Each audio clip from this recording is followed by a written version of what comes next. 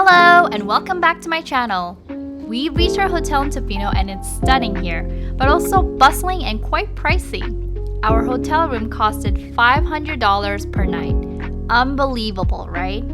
I heard that the accommodation in Euclid, just 30 minutes away from Tofino, might be more affordable, but unfortunately all the decent options were fully booked this summer. Because we arrived late in the evening, we chose to dine at Shelter, a restaurant within the resort. But due to a lengthy waiting list, we decided to order takeout and enjoy our meal in our room.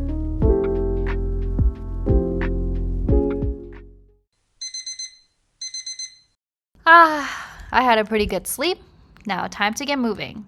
We're starting our day with a nice light hike. Luckily, we brought along some granola bars so we won't have to hike on an empty stomach.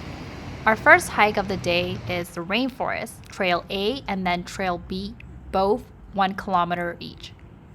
Even if the parking lot seems pretty empty, remember that Tofino is expensive, so expect to pay for everything including parking. Come on a journey with me through the rainforest and revel in the stunning nature of Tofino.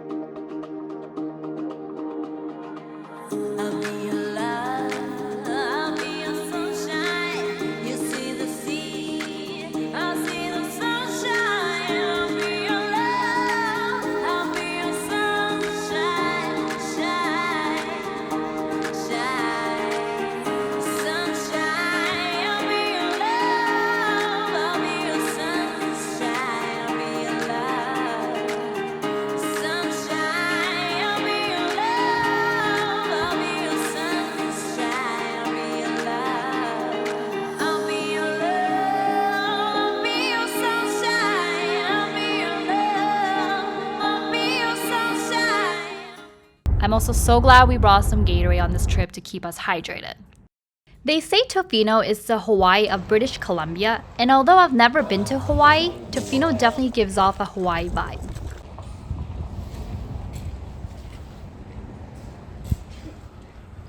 Next, we're off to check out a famous taco place in Tofino. They haven't opened yet, but there's already a line forming. It's obviously very popular. The tacos were delicious and the portions were big. I'm glad I only got 2 while Hannah regrets getting 3.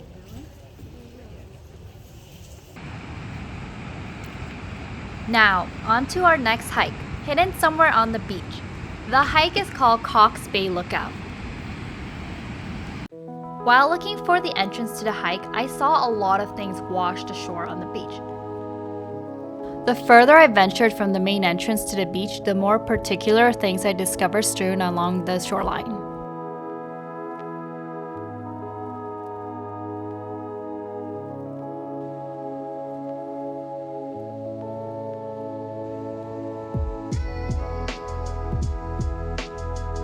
Now, let me tell you guys a little bit about Tofino. Tofino is a small district on Vancouver Island off of Canada's west coast. It is renowned for its raw, rugged beauty, year-round surf beaches, excellent cuisine, and laid-back vibes, making it one of the most unique spots in British Columbia. Surfing is highly popular here, and even beginners can rent equipment and take lessons. It's a destination that everyone should experience, offering the chance for anyone to try their hand at surfing.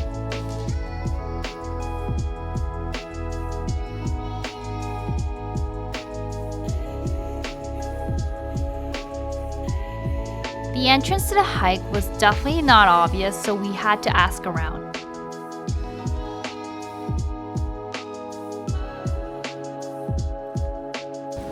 Looks like we found the entrance to the hike.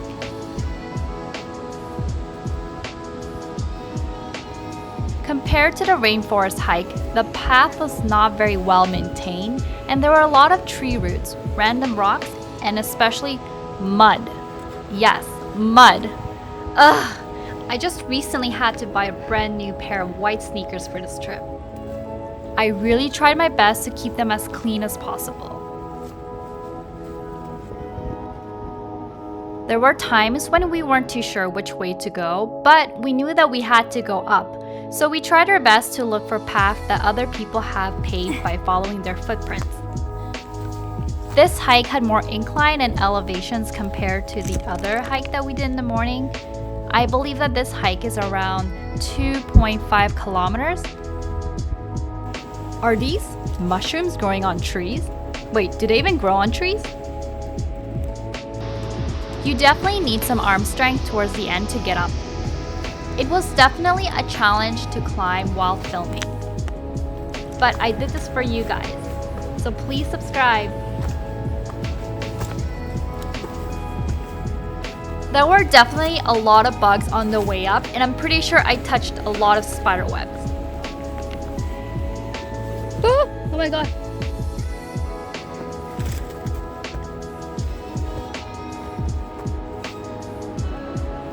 We are almost at the top.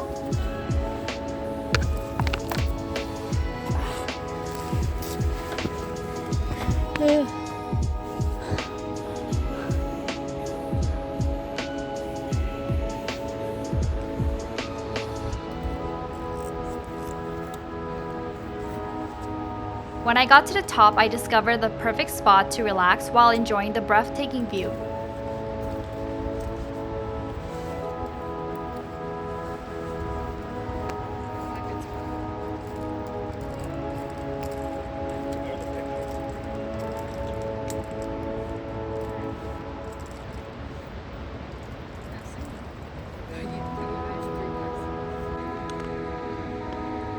Wow! You can literally see the waves from here.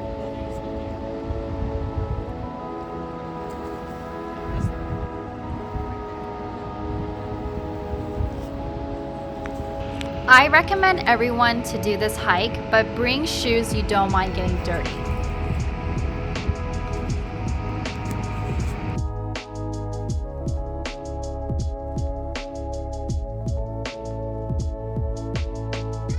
On our way down, we wanted to slightly clean the mud off our shoes so that the car didn't get too dirty. Hannah suggested gently dipping our shoes into the water as a solution. Oh, and so there I was, scrubbing the mud off my shoes, and suddenly I hear Hannah freaking out.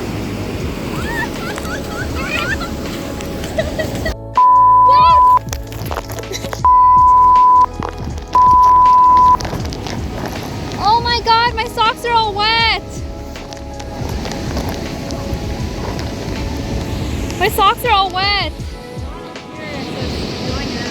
Turns out I didn't notice in time that the next waves were way stronger. Before I knew it, my socks were drenched. We had to walk back, and it was definitely not pleasant because all the sands were sticking to my shoes. There was no way for me to save my shoes at this point. Ew. Yuck.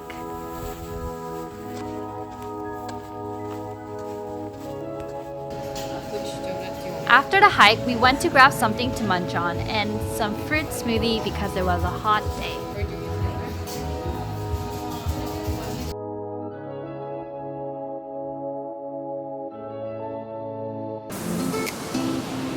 Now to spend the rest of the day on the beach.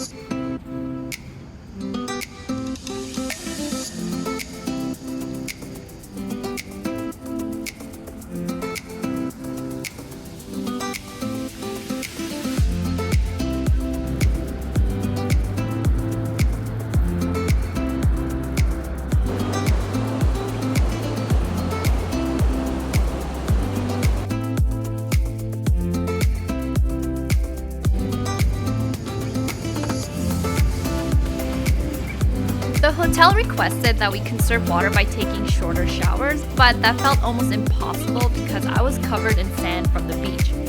No matter how many times I rinsed, there would be sand coming from somewhere.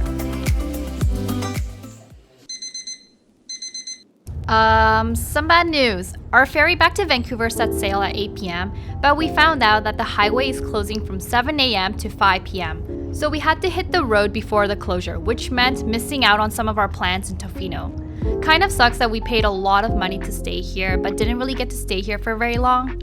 But on the positive note, visiting Malaha Skywalk earlier turned out to be a great call.